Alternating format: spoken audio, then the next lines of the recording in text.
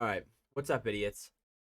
So in this video, I'm going to be showing how to fix this error right here. So if you've ever seen this error before, when you're using React and FCL, you've probably seen module not found, error cannot resolve HTTP in blah blah blah blah blah. So I'm gonna fix that really quick. So just to explain, I have a very sample, I literally have a base React project right now. The only thing I changed was I imported FCL. So the problem is that when you import FCL, um, in React, if you're using, React scripts 5.0.0, it breaks. So the solution to this is to change React scripts to 4.0.2, and then if you rerun npm install, we're gonna wait for npm install for a second here. It might take a bit. We'll see. But then after you change React scripts to 4.0.2, when we restart the application, it should be totally fine with FCL.